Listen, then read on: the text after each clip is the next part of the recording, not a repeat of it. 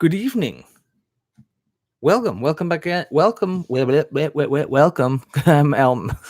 I'm Porky Pig. Welcome back to Cackling Carnarium's EDH study hall. It has been a couple of weeks. I had a training and or vacation, and then I was just recovering from. Apparently, you recover from vacations. I'm not used to doing that. So, yep. Yesterday, today is first day of kindergarten, so it's been busy. I've been busy getting things ready around the house and getting ready with doing the whole lifing adult playing the adult game. That's a hard game, especially when you're doing your first time runs on all kinds of stuff. So it's all good. We're gonna get back to this. My project to comb through every card in the history of Magic the Gathering. And we are picking up where we left off on episode 10. We rounded up the show on Island Sanctuary, and we are starting back up with Ivory Cup. Ivory Cup is, in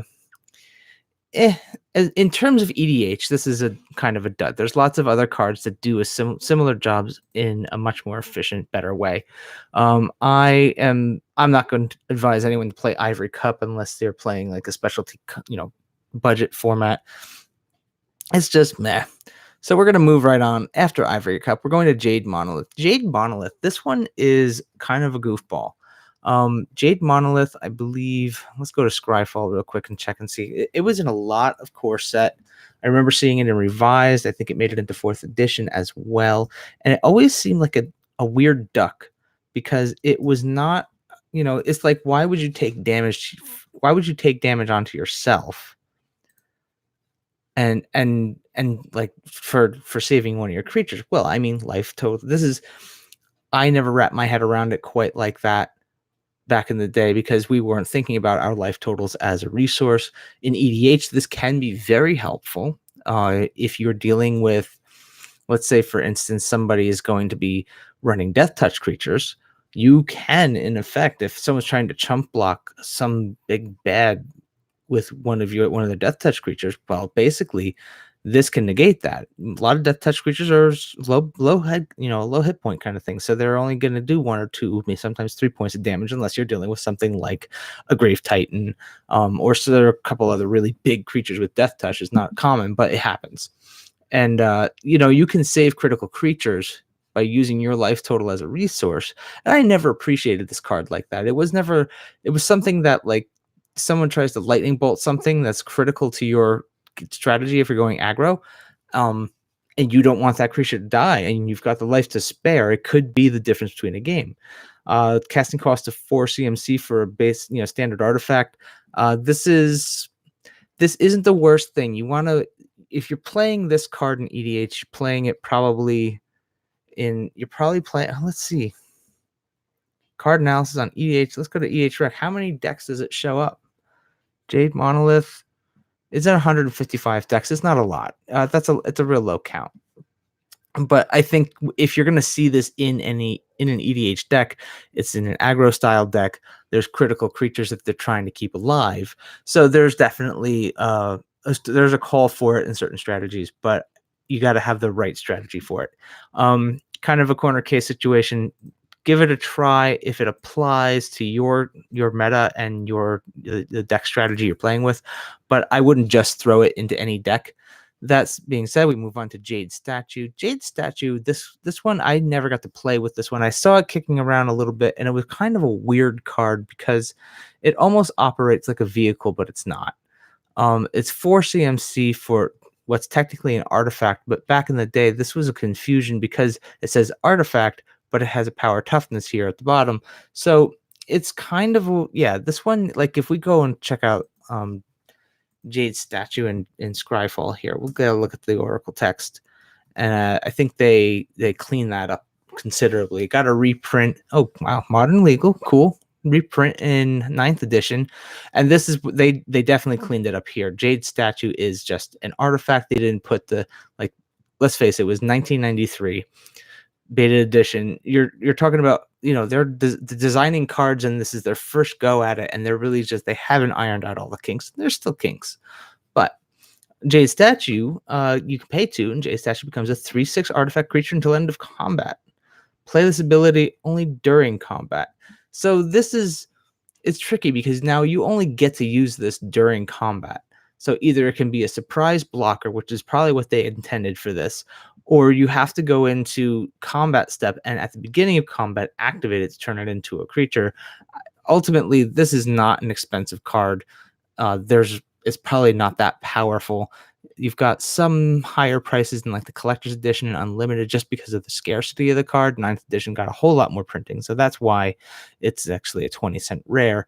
And it's just, I mean, if you're trying to play some cheeky little like vanishing army strategy, you can do that, and that's where this might apply if you want to just have a card that can't be killed with just usual targeted removal.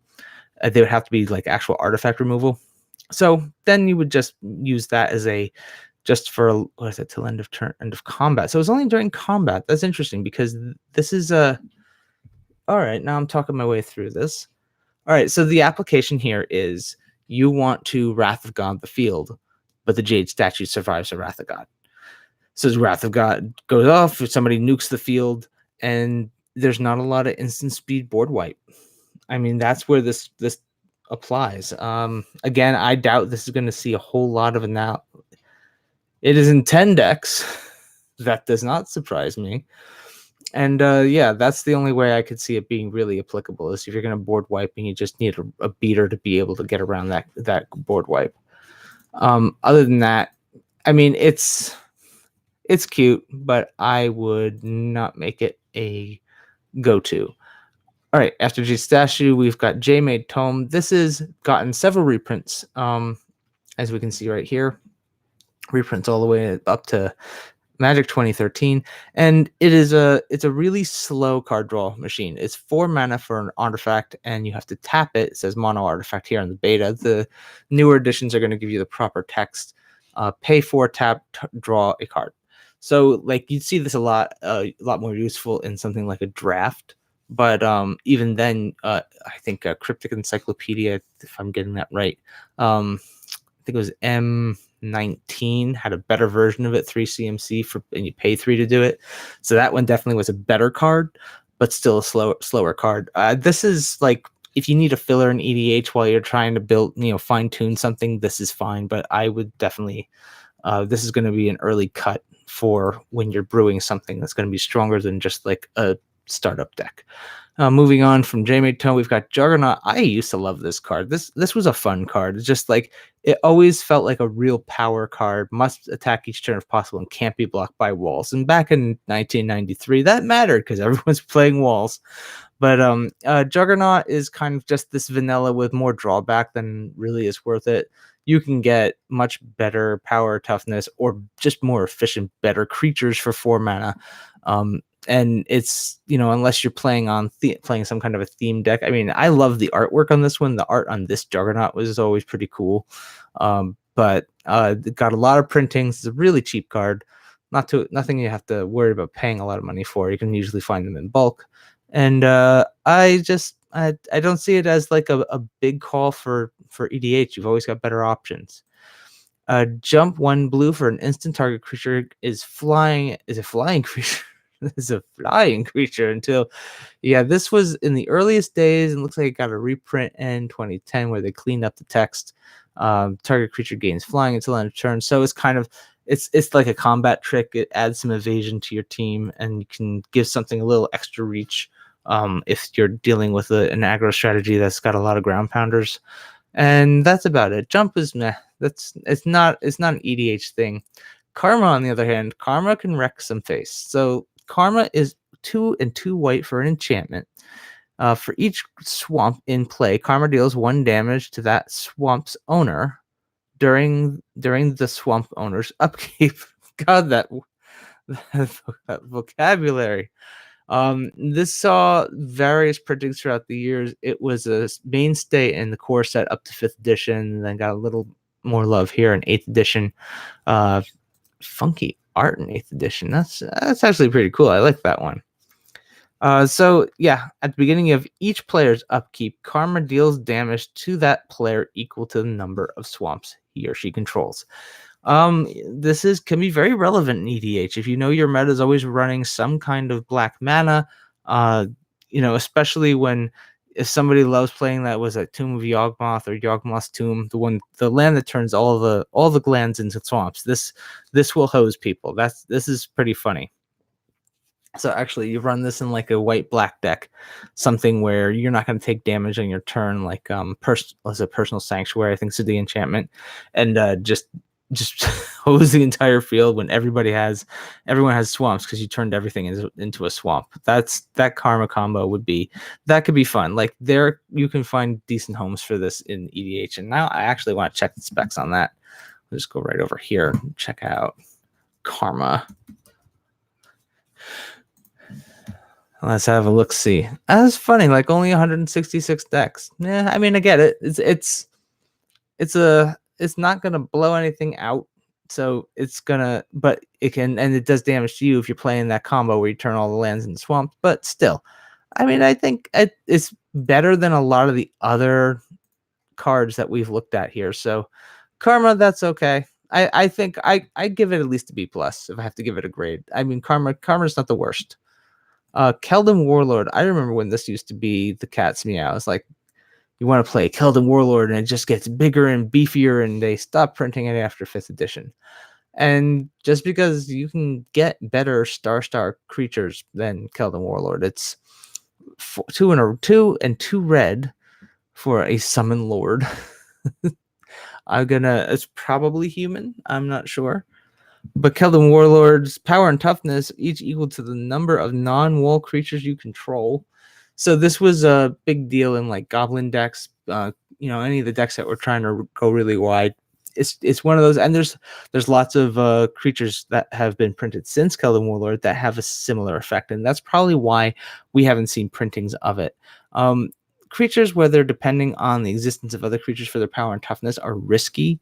There's been a lot of different variations of it, and you can probably put, I don't know what you would call this creature type, but you could make an entire EDH deck with these types of creatures that count on other creatures being in play in order to become big bads and do some damage.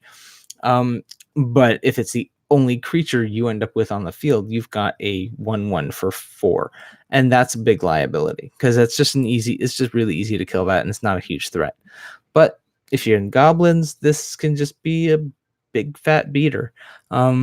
But again, once it gets down to it, you find there's always better things to do for that mana. So for 4 mana, there's better things to do. It can be pretty cheeky, but I would kind of pass on that for EDH. Korma Spell, this is a old school little ditty where it's a 4 mana artifact. All swamps become 1/1 black creatures. The swamp still counts as lands, but cannot be tapped for mana the turn they come into play. So a Korma Spell will give all your swamp summoning sickness. And this is one of those things where you need to this is the last ditch effort. You're doing the math and you got to get 3 extra points of damage. And so you just turn your swamps into creatures and swing. Turning your lands into creatures is always a massive liability, especially in EDH where you've got an entire meta full. You're always bound to run into a Wrath effect. So the last thing you need is having someone pull a Wrath of God just for whatever reason, and they nuke your entire board. Definitely a high risk card. I would not advise it in EDH unless you've got like a real specific game plan around it. And even then, nah. Kudzu, on the other hand, I've always wanted this card to work. I would actually encourage trying this card out in a deck like Get Rot Monster. I think it would be applicable there because Get Rot, you're usually running Remnant Rescavator and Crucible of Worlds. So you've got the option to you could run this and you could still survive this. Kudzu, as I ramble on here, I'll tell you exactly. Let's talk about what it actually does. Kudzu is an enchant land. It's 1 and 2 green. And let's get a version that you can read a little better. Whenever target land becomes tapped, it is destroyed. Unless that was the last land in play, Kudzu is not discarded. Instead, the player whose land it just destroyed may place it on any other land in play. Now, I am blanking on whether or not it's a revised a reserve list card. I don't think it is. I don't know. Let's see. I think MTG Stocks, I think they tell us if it's a reserve list card. So let's go take a look. Kudzu.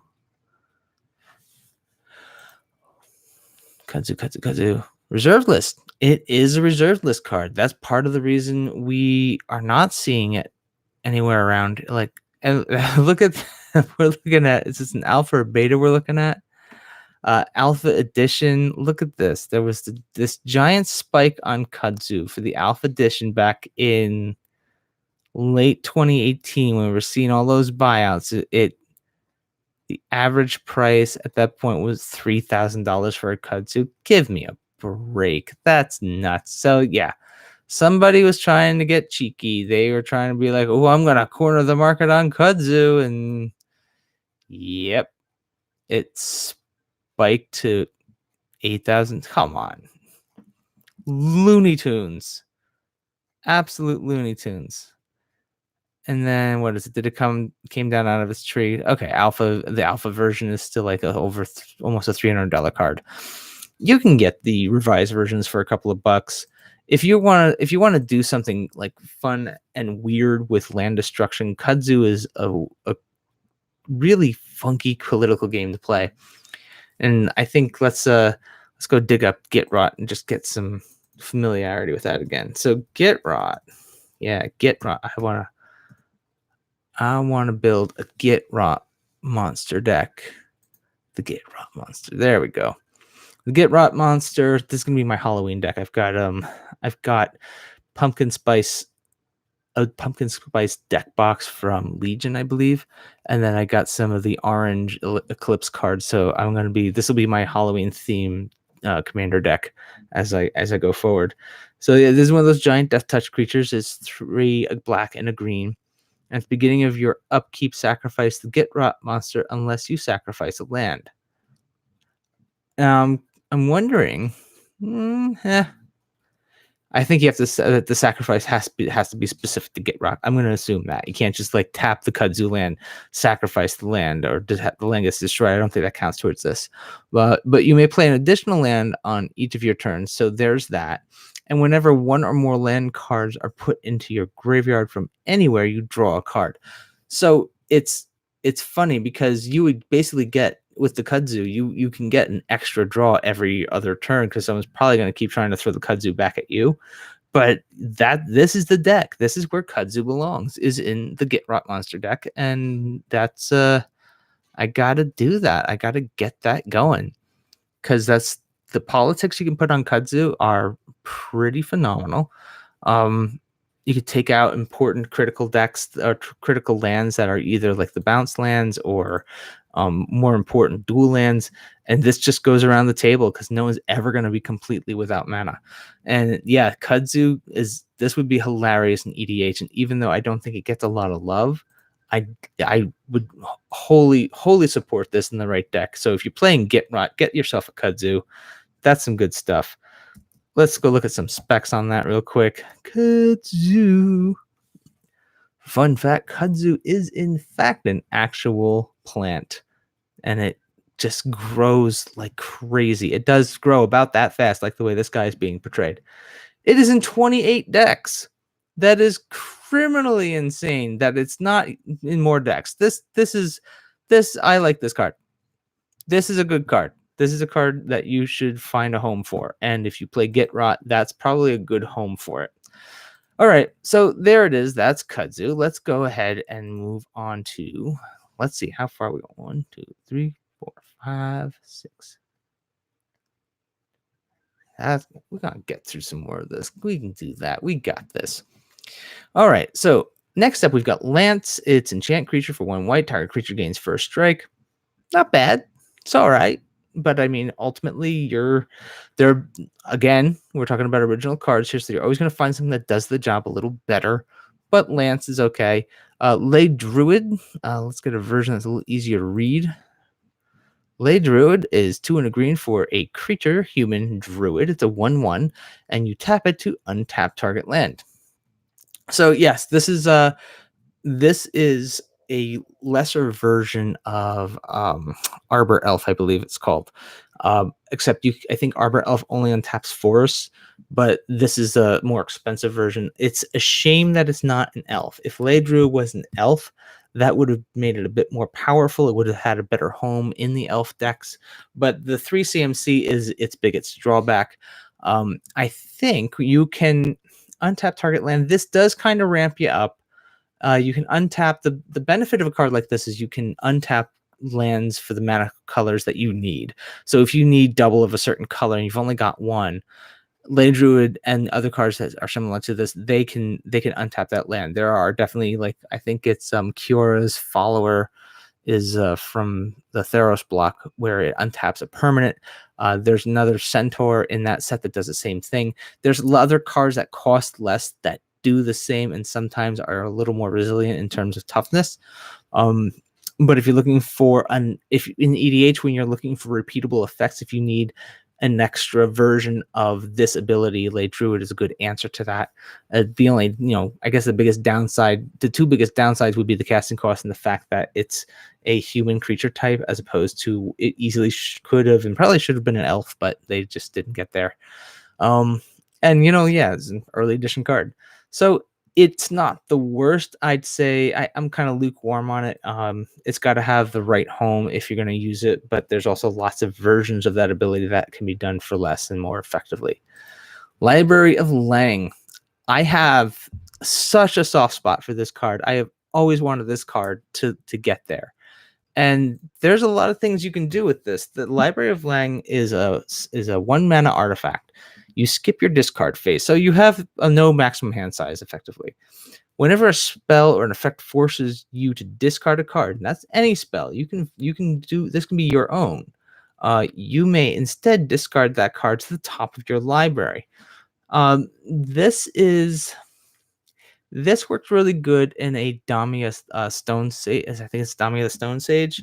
It's from the Gorgon Sultai Commander from Commander 2011. In a deck like that, you can run effects like Zombie Infestation and other things where you're discarding cards on purpose to gain benefit or gain some kind of advantage out of that. And then all the cards you discard, the ones that you want to keep rotating through the mix, you put on top of your library. And with Damia Stone Sage, you know what? Let's look up the card because I better know how to. I'm doing this to learn and remind myself of what's what. Damia Sage of Stone. So Damia Sage of Stone is the commander that Library of Lang wants to be BFFs with. So in this deck, you've got another beefy Death Toucher. Good God. You skip your draw phase at the beginning of your upkeep. If you have fewer than 7 cards, you draw up to equal 7. You draw the difference. You basically, every upkeep, you're always drawing up 7 cards. So if you do go with something like Zombie Infestation, you pitch your hand, you put it on top of your deck at the end of your opponent's turn, and then Damia just draws it all back up. There you go. You just run that machine. And better yet, you can just pitch the stuff to the top that you want and get rid of the stuff that you don't need, and you dig further into the deck. It's a really great accompaniment to a deck like this. I don't think, when a lot of people probably will play Spellbook over Library of Lang just because the 0 casting cost between that and the fact that we've got Reliquary Tower available to us in EDH. There's no, this ties up a mana slot that really, why do this when you can just get Spellbook for free? But I do like this card just because of what it does with your discard effects. There's some fun loops to work with there. I think Library, let's see. Library of Lang, let's take a look. But it's got some love. There it is. All right. So it's popping up in 4,500 decks. That's good. I like seeing that. Respectable show. I'll bet you, let's take a look at Spellbook. I'll bet that shows up more just because it's a little easier to get a hold of. Spellbook. Is it one word? Spellbook. Spellbook showing up in not much more, 5,100. So Spellbook again is another one that is, here we go. So you've got Library of Lang, Spellbook, and let's look at Reliquary Tower. Spelling. Oh, come on. There we go. And then Reliquary Tower, there. See, so that seems about right. Reliquary Tower got a lot more recent printings, I believe, and it's just basically as a land, it has a better function. It gives you a maximum hand size, and you get to tap it for mana, so it keeps you on curve. Going down to Spellbook, the next one with the higher number, the Spellbook is 82,000 decks. That 89,230 decks is what it showed up in. Makes sense. It goes in all the decks. It plain and simple goes in all the decks because every deck can play it. Spellbook, that is tying up a spell slot. That's the other drawback for Spellbook. You got to tie up an actual card slot for that. That's why you don't see as many of those showing up in there. Same thing with Library of Lang. So I think Library of Lang's worth considering in some certain cases like Damia Stone Sage, and that's the home it belongs in. Other versions of like mill decks or self-mill decks or self-discard, that's going to be another home for them if you're going to gain some value out of that. But yeah, I've always wanted Library of Lang to like get there, and I don't know, it's always something kind of getting in the way. Lich. Lich never got past unlimited, and it is a wall of text. Let's go to Scryfall and get a version I can actually read more without going blind. Lich.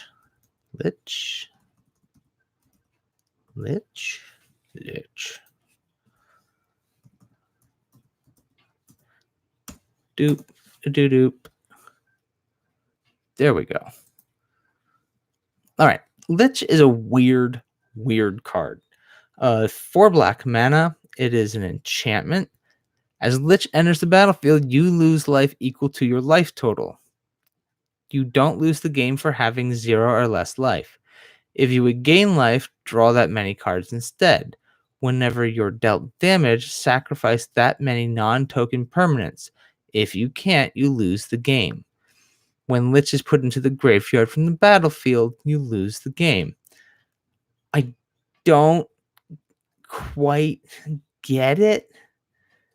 I mean, if you've got a life gain engine and that's how you want to draw, this is just a lot of work to draw cards for 4 black mana. It's frankly, this is dumb. I don't see a point to this card. God help me if I see this in more than 10 decks. Come on, people. Really? 112 decks? Oh, God. You gotta be kidding me. So apparently, 112 people thought Lich was where it was at.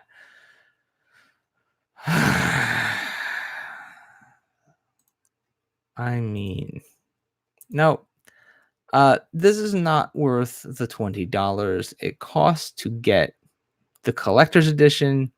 It's not worth $108 on playability. If you just want a cool old looking, like a funky old card, then fine. But yeah, no, I'm not there for Lich. That's not doing it for me. Life Force. Let's move on. Life Force is one of those hoser enchantments. This is the 2 green for an enchantment. Activate ability of pay 2 green, counter target black spell. Play this ability as an interrupt. This could have a home. This definitely, if your meta is heavy on black, if you've got a lot of people playing black commanders, if you're facing off against someone like me who likes to play my Nekazar, and I just would keep me off of Nekazar, and you're in green, it's like it's not even you're on blue. This is just sitting there waiting to counter critical commanders, and that happen to be in black. I like that card. I think Life Force probably doesn't get as much love as it probably should, but it is one of those cards that you have to count on. You have to know your meta and know that it's going to fit in that meta. Otherwise, it's a dead card, and there's no point in adding cards to do some funky trick where you're going to like change its ability to a different color. It's not worth the work to do that. And let's see, what did it show up? I'm going the long way down. Yeah. 118 decks. That's not a lot. It's not the strongest card. Like I said, you got to know your meta. There's got to be a reason to have it in your deck. If it's not, otherwise it's just a dead card, and there's really no point in running it. All right, let's keep moving on here. Life Force, Life Lace, Garbage Fire. Throw it away. Don't use it. Turn it into Tinder. I don't care.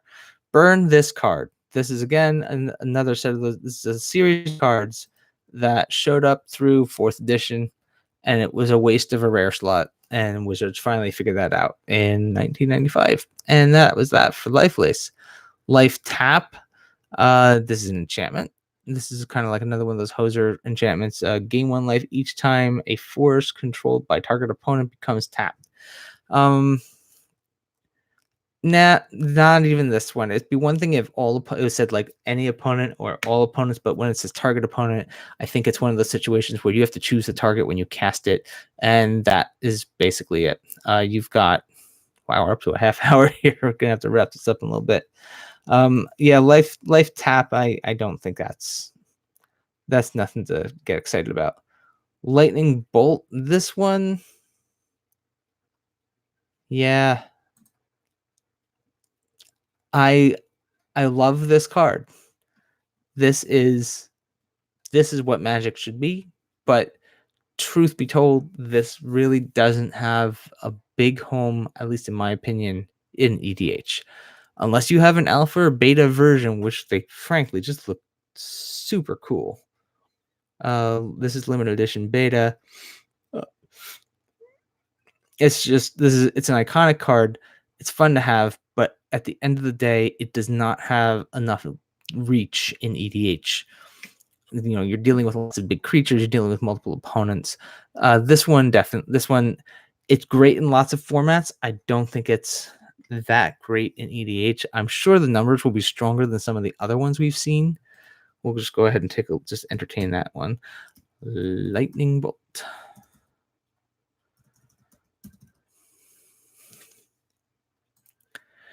And I mean, people still play a lot of it. That's 7,473 decks, according to EDH Rec. That's a lot of decks for this to be showing up. I mean, I'm surprised to see it at this. I'm surprised to see it was even that high. EDH being the multiplayer format that it is, it loses a lot of strength in that kind of a format.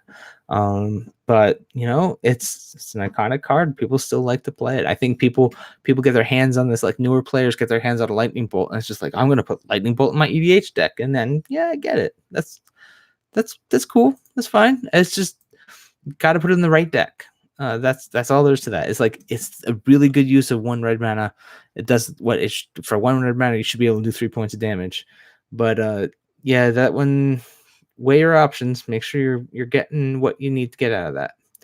And I think we're gonna wrap it up there. That was a re-entry into the process of doing this whole spiel. So hope you like it. If you enjoy that, please like and subscribe in the channel, leave a comment. And this is just me rambling through. You can find me on Twitter at Johnny Slivers. You can also find me kicking around 10th Street Hooligans with John Dunning, Magic with Zuby, Pixie Kitten, Coach. When he does come back from his hiatus, he will be back. He's just doing his thing, being a coach. And I believe we next week on 10th Street will be we have a new cast member. We're gonna have someone joining us. We're gonna have some extra technical help so we can actually get those streams off the ground on time.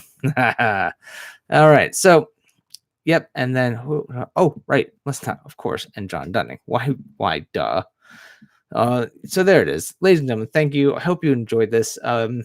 As I ramble through, I think what we'll probably end up doing as we go further along into this process, we're going to go ahead and do a end of set roundup of what I thought were the cards worth considering in EDH. Beta edition going to be pretty vanilla. I mean, a lot of these cards have been seen throughout the history of time, and blah, blah, it's just there's lots of flashier, newer, more exciting kinds of cards. But it still needs some love. We'll do a recap at the end of the set. I don't know when we're going to get there, but we'll get there. Until next time, may your top decks be epic and have a great day. All right. Ciao.